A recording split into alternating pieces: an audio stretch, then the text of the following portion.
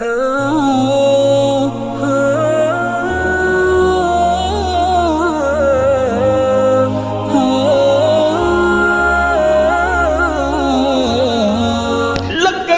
کے پیچھے ساری صبح سے لے کر شام تک ایک ہی کام ہے، فیوچر برائٹ ہو جائے، مستقبل اچھا ہو جائے۔ لوگ ملک چھوڑنے کے لیے تیار ہیں، لوگ فیملی چھوڑنے کے لیے تیار ہیں، جدھر بھیجو ادھر چلے جائیں گے، بس پیسے ملنے چاہیے، دنیا اچھی ہونی چاہیے۔ میں نہیں کہتا میٹھے اسلامی بھائیوں دنیا اچھی کرنے کی اور دنیا میں کمانا غلط ہے، مگر ایسا دنیا کے پیچھے بھاگنا کہ موت ہی کو بھلا بیٹھے، آخرت ہی کو بھلا بیٹھے، آخری ٹھکانے کو ہی بھلا بیٹھے۔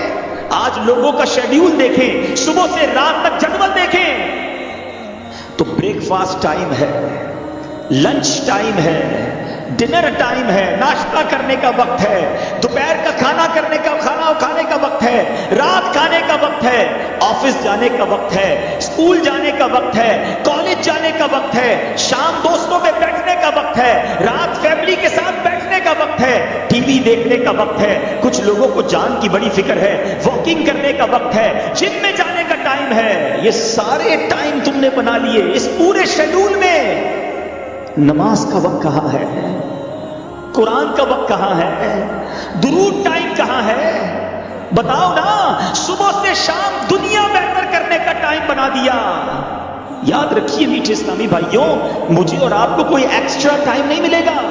ایسا نہیں ہوتا زندگی میں کہ جناب اگر مثال کے طور پہ کسی کی زندگی 50 سال ہے تو 45 سال بعد اس کو کوئی میسج آئے گا کہ جناب اب 5 سال رہ گئے، 45 سال دنیا تیاری کی، اب 5 سال قبر کی تیاری کر لو۔ ایسا نہیں ہوگا۔ موبائل کی کمپنی کی طرف سے میسج آتا ہے نا، آپ کا 90% ڈیٹا استعمال ہو گیا ہے، جلدی سے پیسے ڈلوا لو، 2 دن رہ گئے پیکج ختم ہونے میں، جلدی اپنا پیکج رینیو کروا لیں۔ میسج آتا ہے نا۔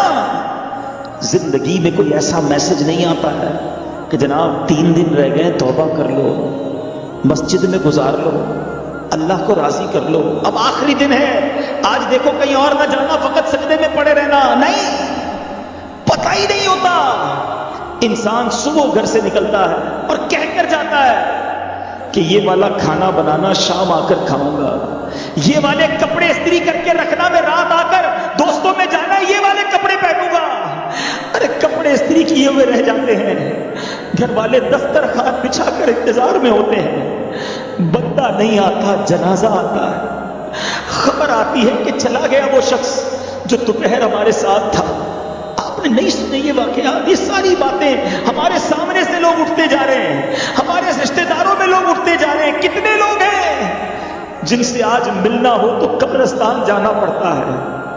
میں کیوں نہیں سوچتا کہ کل میری باری ہے؟ خدا را اسی زندگی میں تیاری کرنی ہوگی، اسی صبح شام میں نے اپنی قبر روشن کرنی ہوگی۔ اے فیوچر برائٹ کی فکر میں زندگی گزارنے والوں، فیوچر برائٹ ہو جائے اس کی فکر ہے، گریو برائٹ ہو جائے، قبر روشن ہو جائے اس کی فکر کب کرو گے؟